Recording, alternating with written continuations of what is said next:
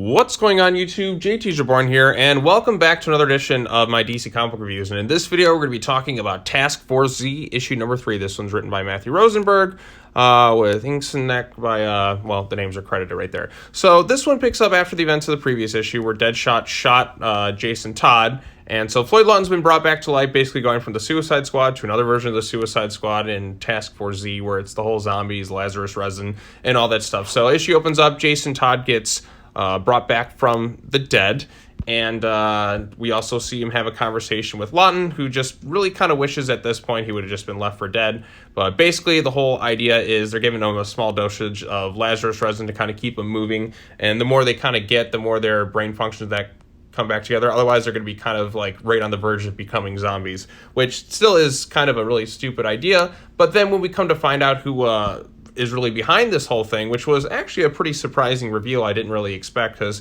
we're led to believe the first 3 issues were some character named Crispin, and by the time the issue comes to an end, I'm like, oh, well, that actually makes things a lot more interesting, and it explains the whole insanity of this idea of Task Force Z. So yeah, that's going on there. We get moments with Jason and some of the other Task Force Z members. They kind of have some bonding moments, and they kind of manipulate him to kind of stay with the whole Crispin thing. Then they go out on a mission to get some more of this Lazarus resin. So Task Force Z is there to fight. They all end up getting poisoned, and it turns out to be done by Cheshire, or the Jade Newen. So they get into a little bit of fight between her and Jason. Jason gets poisoned, but Jason had given enough Lazarus resin to Bane, and he basically knocks her unconscious.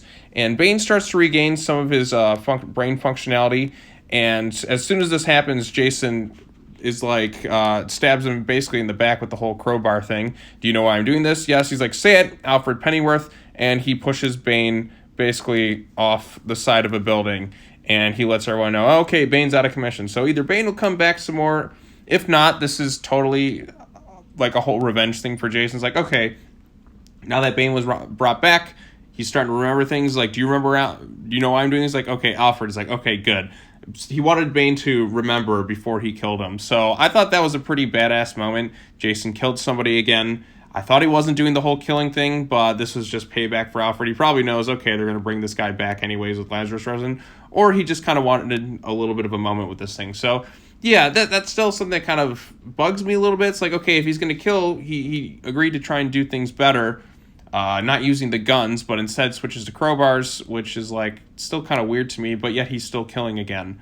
It's like, pick a lane, DC. I understand why he did this. This is payback for Alfred, but I just wish they would commit to what they want to do with Jason's character. Is he going to be the only member of the Bat family who should be killing? I feel like Red Hood should be kind of the only one who does this, and not necessarily doing it in every situation, but if somebody's got to do it, it should be him, because that's kind of where his character evolved to. Whereas the difference between that and, say, the character of Damian's supposed to evolve past the killing, because that's where he kind of starts out. So it makes, but like with Jason Todd, he didn't start out this way. Then he eventually went to become kind of the anti-hero vigilante of the group.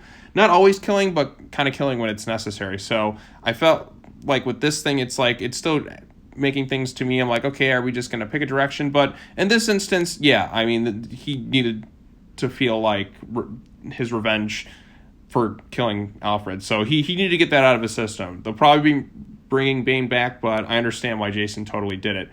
And then we get the reveal of who's really behind Task Force Z, and spoilers here, the big surprise is that it's Two-Face. Okay, like, this makes things a lot more interesting. Why is Two-Face running Task Force Z? How did he get into charge of this thing? But making it Two-Face, to me, makes it a lot more exciting, because I feel like Two-Face hasn't been in a really big storyline in a while. Like, a lot of the other Batman villains have kind of gotten something. Joker's gotten a ridiculous amount. Bane, of course, had his thing. Scarecrow just had his. Riddler and Penguin kind of are more supporting characters in a lot of stuff, but I want to see Two-Face utilized some more, because I really like Two-Face as a villain. So hopefully this will make for an exciting story with Two-Face at the forefront of it. So yeah, this issue was pretty fun, a lot better, I think, than the previous 2 issues, I want to say. The reveal of it being Two-Face, Jason actually killing Bane after what he did to Alfred, I thought that was a pretty cool moment right there. But I still am wondering, like, what are they even doing with him? Are they going to commit to one side?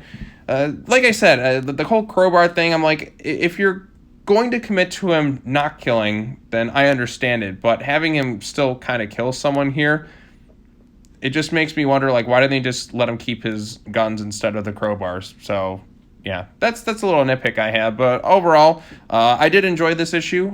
Probably, like I said, the strongest of the 3 issues so far. It was cool to see Floyd Lawton and just kind of seeing how Floyd just kind of was like, it's like, I can't even rest in peace. I'm brought back from the dead and just kind of tortured by being forced to be on another team. So I thought that was some interesting stuff there. So, yep. That's all I really have to say about this issue. There's some good art in here. I thought the action scene between Jason and Jade was pretty cool. And the moment where Jason just pushes Bane off, I thought that was another kind of cool moment there. It was like, okay, I got my little revenge there. So maybe he's going to do it again. I don't know. But yeah, those are my overall thoughts. What did you think of the issue? Tell me them in the comment section down below. Be sure to like this video, share it with your friends, subscribe to the YouTube channel for more content, hit that bell for notifications.